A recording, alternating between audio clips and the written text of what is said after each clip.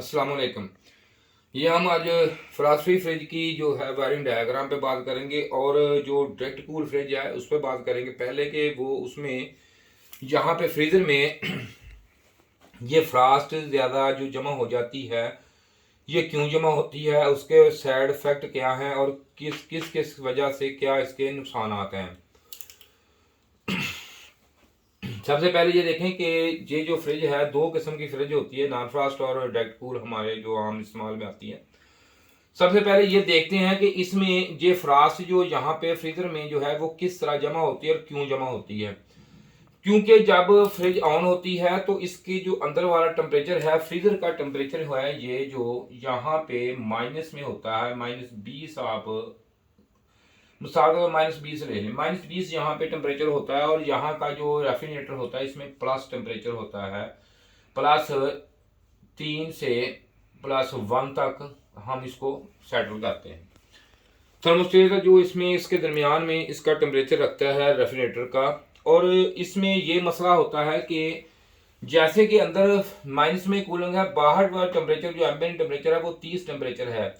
लेकिन 30 टेम्परेचर के साथ साथ हवा में नमी भी मुख्तलिफ मौसमों में मुख्तलिफ तरह की नमी होती है। जब मौसम बरसात का मौसम होता है तो बहुत ज़्यादा नमी होती है, बहुत ज़्यादा हवा में नमी आ जाती है, जिसकी वजह से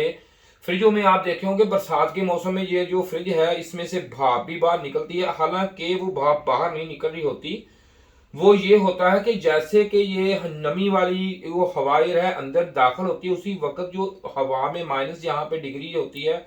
जो एयर होती है उसको जमने के लिए माइनस तो है, लेकिन माइनस अगर 1 भी हो ना तो, या 0 हो तो उसी वक्त जो नमी है वो भाप की शक्ल में आपको नजर आएगी। नमी जमती है वो इसलिए होती है, वो दरअसल बाहर नहीं, वो ऐसे सर्कल होता है जो आपको उस वक्त जहां पे नजर आ रहा होता है वो आप क्या समझते हैं अंदर से आ रही है, अंदर से नहीं आ रही होती, वो बाहर से जो जा रही होती है वो जम जाती है। और इसमें ये होता है कि इधर जब आम मौसम में भी अगर यहाँ पे आपके बर्फ जमती है ना, ये देखें यहाँ पे पूरा, ये देखें बर्फ, इस तरह बर्फ की तह बन जाती है एक, तो इसमें होता क्या है, इसमें तह बनने की वजह ये होती है कि यहाँ पे जब बर्फ की तह हो जाती है तो जो ये वाली बर्फ आम बर्फ होती है तो उसका टेम्परेचर होता है -0 होता है। -0 पे जो है बर्फ अगर हो तो वो चीज को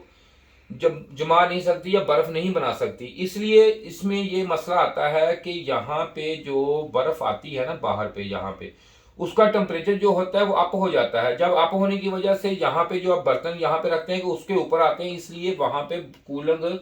ज्यादा नहीं होती। इसकी एक यहाँ पे भी इसके साथ इसकी बात कर लेते हैं कि इसके ऊपर भी मोटी बर्फ की तह जम जाती है, जिसकी वजह से ये जो है जो टेम्परेचर यहाँ पे उस वक्त होता है प्लेट का, अगर यहाँ का 20 है तो यहाँ का भी जो होता है -18 और 17, इससे सिर्फ 2 या 3 पॉइंट कम होगा, 17 होगा। तो जब -17 होगा तो थर्मोस्टेट जो है वो इसको बंद करेगा। लेकिन जब होता क्या है कि इसमें मोटी बर्फ की तह आ जाती है, इसकी वजह से जो मैन प्लस में चला जाता है, और यहाँ पे तो पहले प्लस होना चाहिए, तो यहाँ पे जो टेम्परेचर है वो थोड़ा बहुत इसमें से कम होके या इसमें फर्क आके तकरीबन आप 10 टेम्परेचर प्लस ले लें, तो इससे चीजें भी खराब होती हैं। लेकिन बाहर बर्फ मोटी चढ़ी होती है सामने और ऊपर चीजें खराब होना शुरू हो जाती हैं। फिर इस फ्रिज को करते हैं कि बंद करते हैं, डीफ्रास्टिंग करते हैं, डीफ्रास्टिंग के बाद दोबारा करते हैं तो काम ये सही करना शुरू कर देती है। लेकिन बसौकात ये होता है कि ये फ्रिज इसके बावजूद भी यहाँ पे फिर बर्फ आ जाती है लेकिन फ्रिज काम नहीं करती। अब उसमें क्या होता है, उसमें ये होता है कि जब मेरे भाई गैस चार्जिंग करते हैं ना, तो आम रूटीन कई बंदों को ये पता होता है कि कैपिलरी ट्यूब का जो यहाँ पे प्रेशर है वो कितना होना चाहिए, कैपिलरी ट्यूब का। वो यहाँ पे इसके जो है एक वाल लगाते हैं, जो चार्जिंग वाल जो यूनियन जो भी लगा के उसको प्रेशर दे के हाई प्रेशर के साथ सीरीज में लगा के कंडेंसर के साथ इसका प्रेशर लेवल कर लेते हैं। अगर प्रेशर ज्यादा अप हो तो इसको ये काट देते हैं, कैपिलरी ट्यूब को काट के छोटा करके लेवल कर देते हैं, प्रेशर तो लेवल हो जाता है। मैं जरा कोशिश करूंगा कि मुख्तसर से टाइम में आपको ज्यादा नॉलेज दे सकूं। होता यह है कि यहाँ पे ना कोई कचरा यहाँ पे आ जाता है, इस जगह पे कचरा आ गया, जब कचरा आ गया, लेकिन वो इतना मैनर सा बारीक सा, क्योंकि इसमें कोई इतना बड़ा होल तो होता नहीं, बिल्कुल मैनर सा कचरा आ गया यहाँ पे, बिल्कुल थोड़ा सा आ गया। तो यहां तक जब आएगी गैस, यहां तक आएगी और यहां पे आके वो स्लो होके ब्रेक होके फिर यहां से स्प्रे शुरू होगी, तो उससे होगा क्या कि यहां पे अगर अगर ठीक होती कैपिलरी ट्यूब तो यहां पे आपका माइनस, मिसाल के तौर पर इसका 24 अगर आप या 26 इसका माइनस होना था, तो होता क्या है यहां पे माइनस हो जाता है 4 या -5 या -8 या 7। ये यहां पे कहां से ब्लॉक हुई उसके हिसाब से इसमें टेम्परेचर आएगा। तो जो हवा है या बाद में जो हवा में नमी होती है उसको फ्रास्ट बनने के लिए, बर्फ बनने के लिए कोई माइनस की जरूरत नहीं पड़ती, क्योंकि थोड़ी थोड़ी आती है और वो जो है आहिस्ता आहिस्ता आहिस्ता आहिस्ता जमा साइडों पे जम के आहिस्ता आहिस्ता आहिस्ता मुजमद होके, तो होने की वजह से इसको जो है पूरा कवर हो जाता है। लेकिन अगर आपकी फ्रिज सही हो, जो इसमें फॉल्ट ना हो, तो आप अगर गैस चार्जिंग करेंगे तो बर्फ पॉलिश होगी और फौरन जो है उसका स्पीड होगी चलने की। लेकिन अगर ये मसला होगा तो बर्फ के आपके फ्रीजर के ऊपर आप गैस चार्जिंग करें तो बरूर आएगा, जैसे ना बुरा सा आना शुरू हो जाएगा। उससे ये होगा कि कंप्रेसर भी गर्म होगा, लेकिन फ्रिज में नीचे भी बर्फ आ जाएगी, यूगर प्लेट पे भी आपके पूरी फ्रास्ट आ जाएगी, लेकिन होगा क्या उसमें टेम्परेचर नहीं पूरा होगा। कभी टेम्परेचर नहीं पूरा हो सकता, ना ही थर्मोस्टेट ऑटोमेटिक बंद होगा, नहीं ऑटो कर सकता, क्योंकि उसमें डिग्री नहीं, टेम्परेचर नहीं आना। ये जो ऐसी पेचीदगी वाला ये मसला होता है, ये आम मैकेनिक जो है वो गैस चार्ज कर देते हैं, फिर उन्होंने क्या करना, कूलिंग काम है कस्टमर को, उन्होंने और गैस चार्ज कर दी, तो इससे ये मसला हल नहीं होगा। इसका वाहद हल ये होता है कि इसकी कैपिलरी ट्यूब को प्रॉपर चेक किया जाए। अगर किसी भाई ने यहां से काट दी तो आम बंदा चेक करेगा तो उसमें होगा क्या, उसमें उसने प्रेशर देखना, उसने प्रेशर तो यार पूरा है इसका, लेकिन काम क्यों नहीं कर रही, उससे ये होगा कि आपका फ्रीजर काम नहीं करेगा। इससे आपकी एक रनिंग प्रेशर होता है, वो आप जब तक आप यहाँ कैपिलरी ट्यूब लगी हुई ना, फिल्टर लगा, ड्रायर लगा, ड्रायर के पीछे का साइड ग्लास होता है, यहाँ पे वो लगाते हैं हम, तो इससे हमें ये पता चल सकता है कि वो कैपिलरी ट्यूब की रनिंग कितनी है और किस हिसाब से है। इसको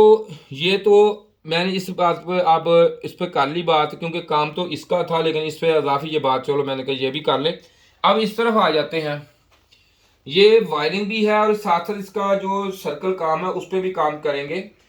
इसमें ये देखें कि मैंने वायरिंग जरा कुछ तो की है बनाने की, लेकिन अच्छी बन जाए, समझ आपको आ जाए। ये इसका डोर स्विच लगा लिया, लैंप लगा लिया, ये तो रोजमर्रा की आप सबको मैकेनिकों को पता ही है सारी चीजें। थर्मोस्टेट लग गया है, कंप्रेसर लग गया है, थर्मल फ्यूज लग गया है, हीटर है, बाईमेटल डिस्क लग गई है, टाइमर है, ये सारी चीजें जो है ये मैंने आपको सारी इधर बता दी हैं। जैसे कि आप इस सारी चीजों को समझते हैं, इसका पॉइंट, इसका टाइमर हो गया, इसमें दो सर्कल होते हैं, एक उसे हम कूलिंग सर्कल कहते हैं, एक डीफ्रॉस्टिंग सर्कल इसमें होता है। इसमें यह होता है कि इसमें जो ये थर्मोस्टेट लगा होता है, ये तो टेम्परेचर को लेवल में रखेगा, मेंटेन रखेगा टेम्परेचर में। डोर स्विच जो है जब ओपन डोर होगा तो बल्ब रोशन हो जाएगा। बाकी आ गया मसला इसमें टाइमर का। ये जो टाइमर लगा होता है ना, ये इसको डिसाइड करता है कि इसने किस वक्त डीफ्रॉस्ट होना है। इसका जो टाइमर है ये 8 घंटे अगर फ्रिज चलेगा तो ये डीफ्रॉस्टिंग पे इसका पॉइंट आएगा, और नॉर्मली क्लोज इसे बोलते हैं, यहाँ पे उसका पॉइंट होता है नॉर्मली क्लोज इसे क्या। जब ये उस पर आ जाएगा ना टाइम आपका, तो इसमें होगा क्या कि कंप्रेसर ये बंद करेगा, इसको हीटर पे बंद कर देगा, हीटर पे आके। लेकिन ये वो 8 घंटे नहीं है जो आप 8 घंटे समझ रहे हैं ना कि कंप्रेसर चलेगा या आपने ये स्विच लगा दिया तो 8 घंटे बाद आके ये बंद होगा, ये मसला नहीं है। इसमें 8 घंटे नोट होंगे कि जब कंप्रेसर 8 घंटे की रनिंग नोट होगी इसमें, और वो नोट इस तरह होगी कि ये थर्मोस्टेट जितनी दफा बंद करेगा, तो मिसाल के तौर पे अगर ये 1 घंटे फिर 8 घंटे चल रही है तो विद इन टाइम तकरीबन आधा घंटा ये थर्मोस्टेट बंद करेगा, तो 4 घंटे काउंट होंगे। अगर आपका यूनिट 16 घंटे चल रहा है तो आधा घंटा ये बंद करके उसके जो रेशो निकलेगी वो टेम्परेचर की जो हम फीसद निकालेंगे, सॉरी उसकी रनिंग टेम्परेचर जो रनिंग उसकी निकालेंगे भी कितने टाइम, वो 8 घंटे बनेगा। फिर ये आपका जो टाइमर है ये उसको डीफ्रॉस्ट पे ले जाएगा। लेकिन उसमें ये होता है कि इसमें एक ये बाईमेटल जो आप डिस्क कहते हैं वो लगी होती है, इसका जो टाइम होता है ना वो इसके टाइम के हिसाब से। अब आ गया बाई मैटर, ये लगा फ्यूज लगा हुआ है, अपनी डिस्क लगी हुई है, इसको बाई मैटर बोलते हैं डिस्क। इसमें इसका काम ये होता है कि इसने जो सीरीज में लगी होती है, अगर ये यहाँ पे ओपन हो जाए ये, तो इसके जो कंप्रेसर के ना इसके अंदर से कॉमन से इसको होके वोल्टेज मिल जाते हैं और ये न्यूट्रल यहाँ से मिल जाता है, पॉजिटिव न्यूट्रल इससे मिल जाता है, तो ये उसी वक्त ऑन हो जाता है। कंप्रेसर की वजह से यहाँ से जो वाइंडिंग होती है ना इसकी, इसमें जो वाइंडिंग उसके इसके न्यूट्रल इसको वहां से मिल जाता है और यहाँ पे ग्राउंड जो ये है इस यहाँ से पॉजिटिव इसको ओपन यहाँ पे हो जा खत्म हो जाता है इसका राब्ता। ये होती है इस पे जब -5 पे ये डिस्कनेक्ट करके और 10 तक इसका जो होता है 10 से नीचे जितना भी चल जाए ये इसको डिस्कनेक्ट ओपन हो जाता है, ये ओपन हो जाती है, यानी लगनी नहीं होती, ओपन हो जाती है, राब्ता खत्म कर देती है, डिस्कनेक्ट हो जाती है। यहाँ पे आके फिर ये ऑन हो जाती है। और इसमें अगर आप देखेंगे तो ये सेल्सा एक पैकेट में बना होता है, लेकिन अगर उसमें गौर से आप देखेंगे या उसको टेम्परेचर हीट रखेंगे या किसी जगह ऐसे टेम्परेचर में रखेंगे भाई यहाँ मुसलसल कुछ वक्त टेम्परेचर 40-45 रहे तो उसमें नमी सी आ जाएगी। अगर नमी सी आ जाए तो ये चेंज कर दें, ये खराब हो गई, इसके अंदर ना नमी चलेगी। इसके बाद इसमें जो हीटर लगा होता है इसके मुख्तलिफ वाट होते हैं, मुख्तलिफ इसका होता है, ये 2 हीटर ग्लास हीटर भी होते हैं, वो मेटल हीटर भी मुख्तलिफ होते हैं। इसके बाद यहाँ पे एक ना thermal fuse by metal sorry thermal fuse लगा होता है, जो इस तरह ना एक इस तरह 2 पत्तियां लेके ना इस तरह ऐसे ऐसे करके ना जोड़ी होती हैं, ये इसके सीरीज में देखे लगा हुआ फ्यूज। इसमें जो यहाँ पे जो एक खास धात का ना एक स्पॉट लगा होता है वो उसको बोलते हैं हम रांगा। एक रांगा धात है, जैसे चांदी या बाई मार्ट लगी होती है इस पे, इसमें ना कली सी ये जो सोल्डर होता है, जैसे सोल्डर मेल्ट होता है बहुत कम टेम्परेचर पे, यहाँ पे एक बाई मैट इसना सॉरी इसमें ना रांगा धात होती है, उसका यहाँ पे ज्वाइंट लगा होता है। वो जो है ना 70 से तकरीबन कम ही टेम्परेचर अगर हो जाए ना तो सेंटीग्रेड से वो ओपन हो जाता है, ताकि प्लास्टिक वगैरह या कोई भी आपके अंदर वाली चीज है जो खराब ना हो। लेकिन कभी इसको डायरेक्ट नहीं करना। अगर आपका ये ऐसा मसला हो जाए जो, तो आपने ये तसल्ली से चेक करना है कि इसमें क्या मसला हुआ है जिसकी वजह से, क्या ये तो नहीं ऑफ ये मुस्तकिल ये डिस्कनेक्ट दोबारा ऑन ही ना हुआ हो, ये डिस्कनेक्ट इसकी वजह से भी ये मसले आ जाते हैं। ज्यादातर यही प्रॉब्लम होती है।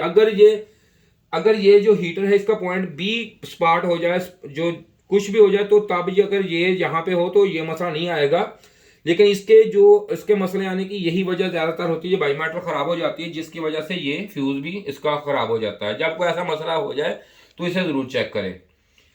अब इसमें आपने सारी चीजें देख ली हैं, समझ आपको आ गई होगी, इसका सर्कल कुछ ना कुछ तो समझ आ गया होगा। लेकिन इसके साथ ही इसमें जो अमल जो होता है ना डिफ्रॉस्टिंग का, इसमें यह होता है कि इसमें अगर ये जो है उस वक्त ये टाइमर की जो मोटर होती है ना, इसमें ये लगी होती है टाइमर की मोटर, यहाँ पे ये एक ना इस पे पॉइंट इसमें अटैच होता है, तो उतनी देर तक जितनी देर तक यहाँ पे हीटर ऑन है तो उतनी देर तक ये टाइमर में जो मोटर है वो उसमें करंट नहीं जाएगा, वो मोटर नहीं चलेगी। जब ये बाई मेटल इसमें ऑन इस पर क्रास जुड़ जाएगा, इसमें करंट आ जाएगा, तो उसी वक्त ये यहां से मोटर इसकी टाइमर की ऑन हो जाएगी और वो उस वक्त तक ऑन रहेगी कि जिस वक्त तक ये टाइम उसमें है, अगर 15 मिनट है, 20 मिनट है, आधा घंटा, 30 मिनट जो भी हो, जो उसमें जो इसमें लगा होती है मोटर, उसमें कितनी देर तक दोबारा ऑन होना है। वो उसकी वजह यह होती है कि इसमें जब भाप बन जाती है, यहाँ पे जब हीटर ऑन हो ऑटोमेटिकली बात है कि भाप बन जाएगी, वो आहिस्ता आहिस्ता आहिस्ता आहिस्ता जो पानी है वो सारा ड्रेन से